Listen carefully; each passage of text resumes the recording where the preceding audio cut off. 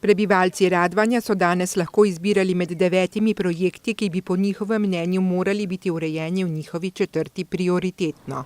Teme so od prometne varnosti s postavljanjem ogledal v nepreglednih križiščih, ureditev pločnikov v Borovi vasi, prehodov, sprememb prometnega režima v določenih ulicah, postavljanja košev za smeti, urejanje Pekrskega potoka in nenazadnje tudi usposodobitev fontane na tržnici. Poglejmo, kaj bi izbrali tisti, ki smo jih povabili pred kamero.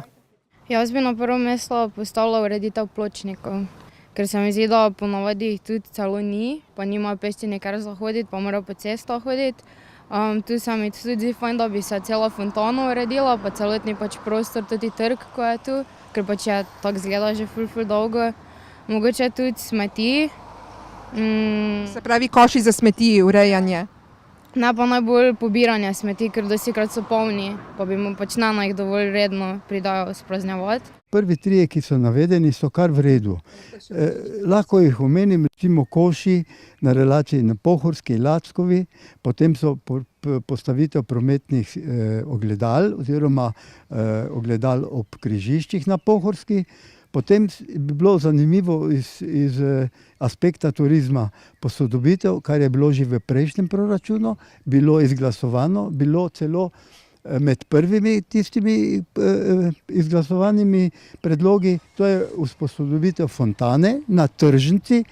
Prvo mesto iz lastnih izkušenj zagotovo ta ureditev pločnikov v Borovi vasi in odstranitev dreves, ker smo živeli tam in vemo, kaj to pomeni.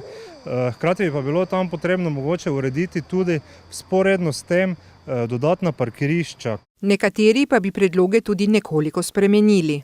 Sem za urejanje pločnikov, ker dejansko pešci tam zelo težko hodijo. Skozi Borovo vas avtomobili so parkirani in tu zaradi prometne varnosti je dejansko to res neurejeno, ampak da bi pa drevesa odstranili, to je pa proti vsem načelom našega trenutnega življenja že zaradi klimatskih sprememb. Po natančnem pregledu seznama so na svoj prioritetni seznam poleg prometnih dali tudi okoljevarstvene predloge.